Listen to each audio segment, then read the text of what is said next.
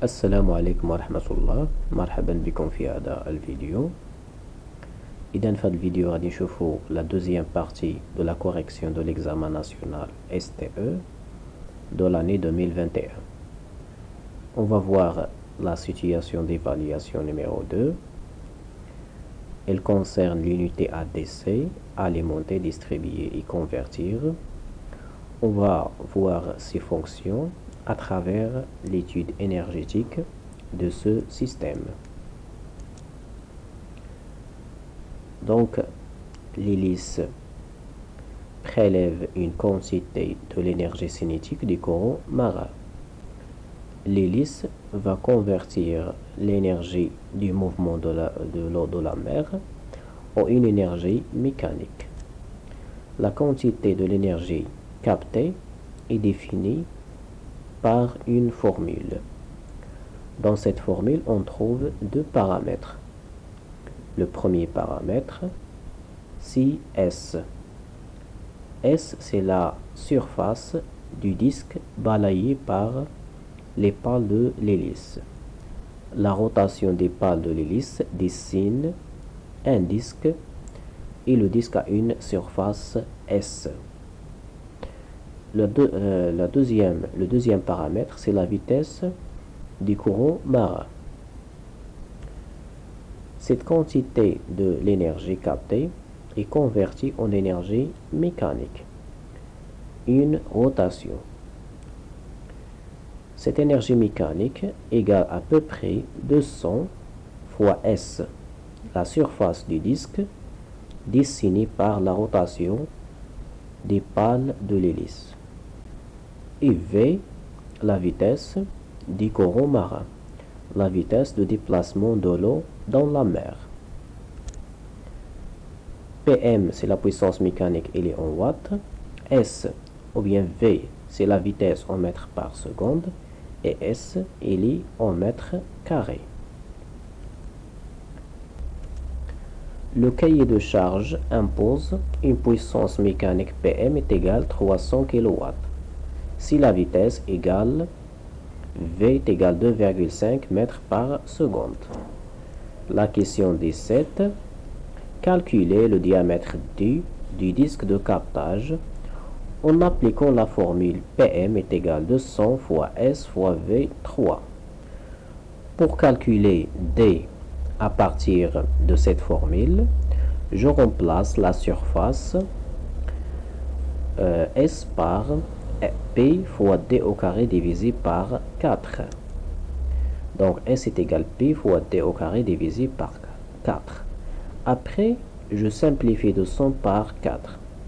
Ça donne 50. Donc PM est égal 50 fois P fois D au carré fois V à la puissance 3. Je veux le diamètre D, donc D est égal la racine de PM divisé par 50 fois P fois V3. PM c'est 300 kW et V est égal 2,5 mètres par seconde. Finalement, le diamètre D égale 11 mètres. La question 18. On considère une valeur moyenne de la vitesse du courant marin. La vitesse du courant marin, elle est variable, mais sa valeur moyenne égale 1 mètre par seconde. La question, calculer l'énergie mécanique moyenne, W moyenne en mégawatt-heure produite par l'hélice pendant une année. L'année égale à 365 jours. La formule de l'énergie moyenne égale la puissance moyenne fois le temps. Donc, la puissance moyenne, je vais utiliser la vitesse moyenne. Donc, PM est égal 200 fois S, et S est égal P fois D au carré divisé par 4, fois la vitesse moyenne à la puissance 3 fois le temps. Donc, 200 fois P, le diamètre déjà calculé c'est 11 au carré, fois la vitesse moyenne c'est 1 mètre par seconde, et le temps c'est une année est égale 365 jours. Je veux l'énergie en heures, mégawatts par heure. Donc, je convertis le jour en heures. Donc, un jour est égal à 24 heures. Finalement, je vais obtenir que l'énergie moyenne est égale à 168,18 mégawatts heure. La question 18, en considérant que le rendement du multiplicateur égale 98, de l'alternateur 95 et du convertisseur égale à 100%. La question c'est calculer l'énergie électrique moyenne WE en mégawatts-heure produite par l'hydrolienne pendant une année, et l'année est égale 365 jours. Donc le premier élément c'est l'hélice. Il va recevoir les courants marins et elle va convertir ce courant marin en une énergie mécanique Wm. Le deuxième élément, c'est un multiplicateur mécanique qui va multiplier la vitesse de rotation.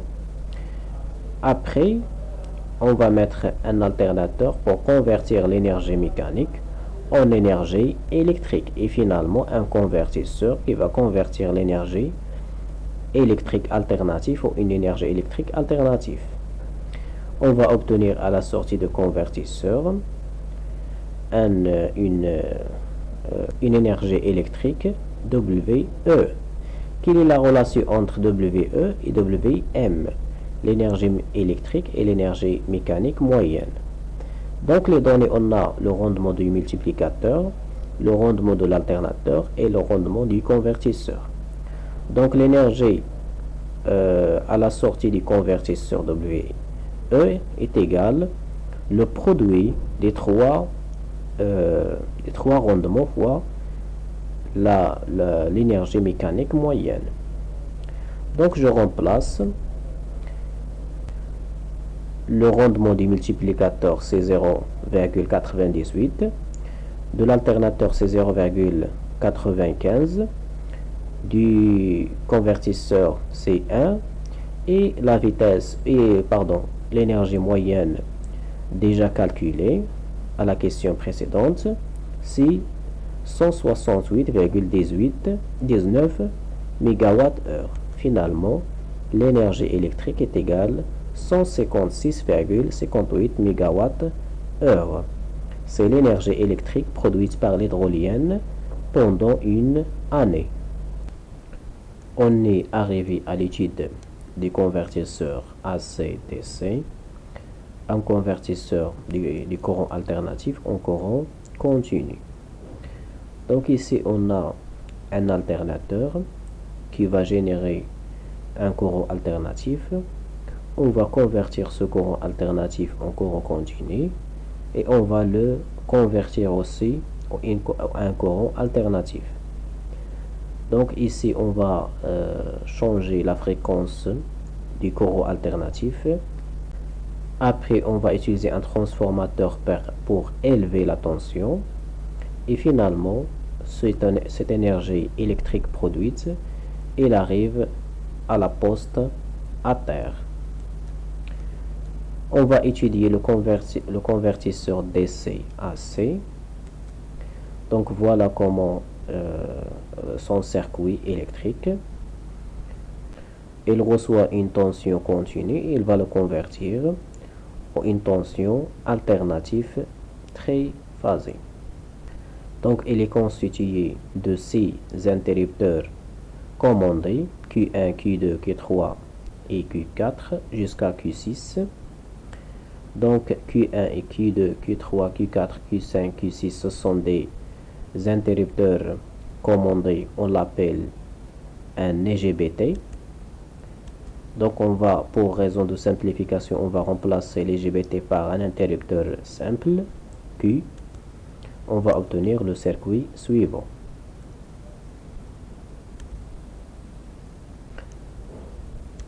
Le convertisseur AC-DC utilise la commande en MLE. MLE, c'est la modélation de la largeur de l'impulsion.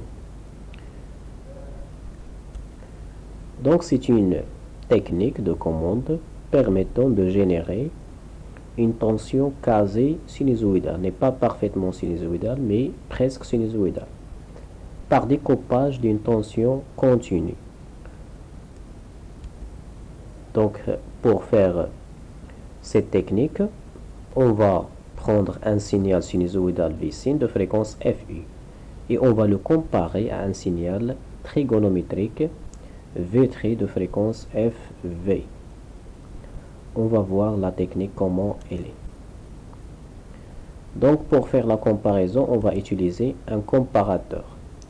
Elle reçoit la tension sinusoïdale Vsin et la tension trigonométrique V'. Il va faire la comparaison. Si la tension trigonométrique est supérieure à la tension sinusoïdale, le comparateur va générer une tension 0. 0 logique, ça veut dire 0 volts. Dans le cas contraire, le comparateur, à base d'un amplificateur opérationnel, va générer un 1 logique. Ça veut dire plus VCC. Donc ici on a le circuit du convertisseur AC, DC-AC, et on a le tableau des 4 ou bien des 6 interrupteurs. Donc nous voulons une tension VAB, VBA, VBC, VCB, VAC et finalement VCA. Pour la tension VBC, quels sont les interrupteurs à fermer et quels sont les interrupteurs qui doivent être ouverts. Donc voilà la question. Complétez le tableau pour les autres sorties. Ici on a la tension VBC. Le point de départ c'est le moins. Après on va suivre le sens de la tension VBC du C vers le B. Après, il va revenir au plus. Donc, d'après cette maille, les interrupteurs qui doivent être fermés, c'est Q6 et Q3. Donc, Q3, 1 et Q6, 1. Les autres interrupteurs sont ouverts. Je donne 0 à ces interrupteurs. Maintenant, je passe à la tension VCB. VCB, ça veut dire du B vers le C. Donc, toujours le point moins vers le B et de C vers le plus. Les interrupteurs qui doivent être fermés, c'est Q4 et Q5. Les autres doivent être ouverts, 0. Après la tension VAC, le sens de VAC c'est de C vers le A. Toujours je commence par le point moins vers le C et de A vers le plus. Les interrupteurs qui sont fermés c'est Q1 et Q6. Les autres interrupteurs doivent être ouverts. Finalement, la tension VAC de A vers C, toujours je commence par le moins pour aller au point A et de point C vers le plus. Les interrupteurs qui sont fermés, c'est Q2 et Q5. Les autres prennent la valeur 0. Elles sont ouvertes.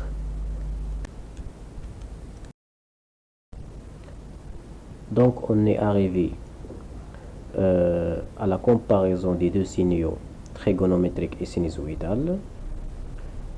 C'est la méthode MLE, la modulation de la largeur de l'impulsion.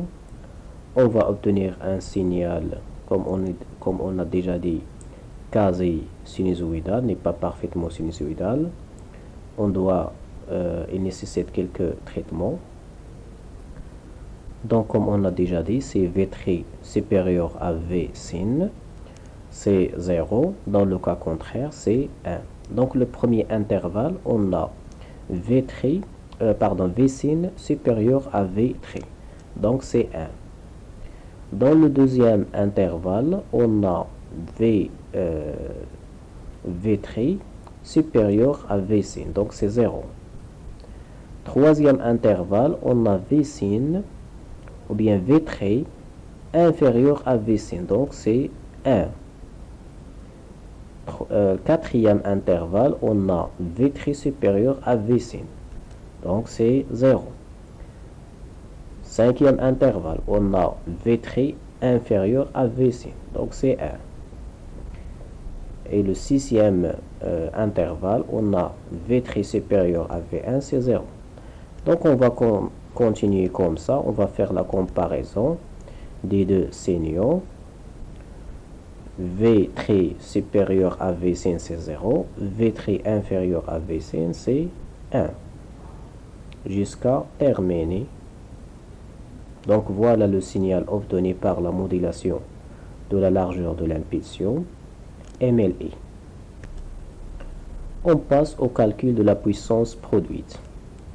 On a ici les tensions et les courants en sortie du convertisseur AC-DC au DC-AC. Donc la première question, relever la valeur de la période T du signal et calculer sa fréquence. Donc la période du signal, on va prendre la tension ou bien le courant. Elles ont la même période. Donc voilà, on va calculer la période pour la tension V1, il est en rouge. Donc voilà sa période. En utilisant la graduation en bas, donc la largeur de cette période, c'est de 0 jusqu'à 0,02 secondes. Donc T est égal à 0,02 secondes. Pour le convertir en millisecondes, je multiplie fois 1000, donc est égal, c'est 20 millisecondes. La fréquence, c'est l'inverse de la période, donc 1 sur T, donc 1 sur 0,02 secondes. Finalement, la fréquence est égale à 50 Hz. C'est la fréquence standard de l'utilisation. Donc la question suivante, 23, déduire le facteur de puissance cosinus de phi. Phi, c'est le décalage entre le courant et la tension. Donc comme vous voyez, pour la tension V1 et le courant E1, la tension V1 à gauche et le courant E1 à droite, ils commencent les deux au même point, c'est le point 0. Donc il n'y a pas de décalage entre le courant et la tension.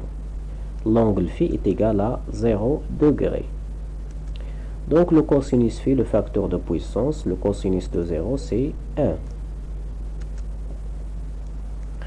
La question 23, calculer la puissance P. La puissance en triphasé par définition égale 3 fois V, la tension simple fois le courant dans la charge, fois le cosinus de phi. Donc V, la valeur efficace de la tension simple, déjà donnée à partir de la courbe, est égale à 230. Le courant aussi, la valeur efficace est égale à 435. Et le cosinus phi, c'est 1, donc je remplace 3 fois 230 fois 435 fois 1. Finalement, la puissance produite, c'est 300,15 kW. Maintenant, on passe à l'étude du transformateur T. Après production au niveau de l'hydrolienne, l'électricité fournie est transportée à haute tension sur une distance de 15 km par des câbles puis utilisée à domestique à basse tension. Pour transporter cette puissance, on va utiliser un transformateur élévateur qui va élever la tension.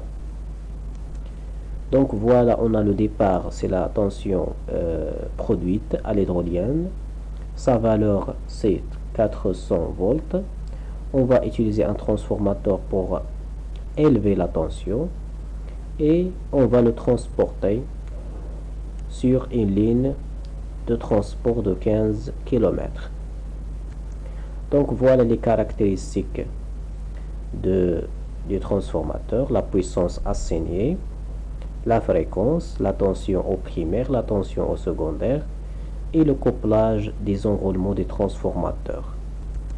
Donc la question 24, quel est l'intérêt du transport de l'énergie électrique en haute tension?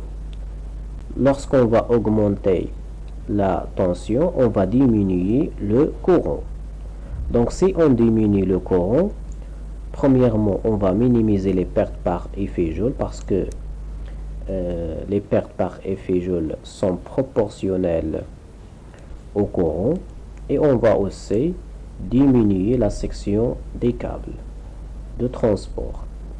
Donc la section, la section des câbles augmente avec l'augmentation du courant. Si on va diminuer le courant, on va diminuer la section des câbles. Et pour diminuer le courant, on va augmenter ou bien élever la tension. Donc la question numéro 1, la question 25, utilise-t-on un transformateur élévateur ou abaisseur à la sortie du central électrique? Nous avons dit qu'on doit élever la tension, donc on va utiliser un transformateur élévateur. Donc quand vous voyez la tension de primaire, elle est inférieure à la tension de secondaire, ou bien la tension secondaire supérieure à la tension du primaire. Donc c'est un transformateur élévateur. La question 26, calculer le rapport de transformation M. Donc M par définition, c'est la tension secondaire divisée par la tension du primaire. I2 divisé par I1. I2 c'est 10 kV. Donc c'est 10 000 divisé par la tension au primaire, c'est 400. Finalement, le rapport de transformation égale 25. La question 26, relever l'indice horaire du transformateur. Donc déjà, on a le couplage des enroulements, c'est DY11. Donc l'indice horaire, c'est 11. La question 27, compléter le tableau des tensions au primaire et au secondaire du transformateur. Donc voilà le tableau. On a ici au primaire le couplage étoile et au secondaire le couplage triangle. On a la tension simple et la tension composée pour le primaire. Pour le secondaire, juste la tension composée. Donc pour la tension composée au primaire, elle est déjà donnée, c'est 400. Donc la tension simple, je vais diviser par la racine de 3 pour obtenir la tension simple. Donc 400 divisé par la racine de 3, c'est 230 volts. Pour la tension au secondaire, déjà donnée aussi, à partir du tableau des caractéristiques du transformateur, c'est 10 000 volts. La question 28, compléter le tableau des intensités nominales du courant I1 et I2 au primaire et au secondaire du transformateur. Donc ici on a la puissance assignée 500 kVA. À quoi est égal? Est égal la racine de 3 fois la tension fois le courant. La tension secondaire, la tension entre phase et phase, la tension composée fois le courant de ligne. Donc à partir de cette formule, on va faire sortir I1. Donc I1 est égal la puissance divisée par la racine de 3 fois la tension composée. L'application numérique donne 721,69. Pour I2, c'est la même chose. On va utiliser la formule de la puissance. Donc la puissance est égale à la racine de 3 fois la tension au secondaire fois le courant au secondaire. Donc I2 est égal à S, la puissance divisée par la racine de 3 fois la tension au secondaire. L'application numérique donne, c'est 28,87. Finalement, la question 29, complétez le tableau des intensités nominales du courant G1 et G2 dans les enrôlements, au primaire et au secondaire. Donc au primaire, on a le couplage en étoile et on sait déjà que le courant en couplage étoile égale le courant de ligne. Le courant dans les enrôlements égale le courant de ligne. Ça, c'est en couplage étoile. Donc, G1 à quoi est égal? C'est I1. L'application numérique, 721,69. Pour le couplage triangle, le courant des enrôlements du secondaire égale le courant au secondaire divisé par la racine de 3 parce qu'on a le couplage triangle. Donc l'application numérique donne 16,67.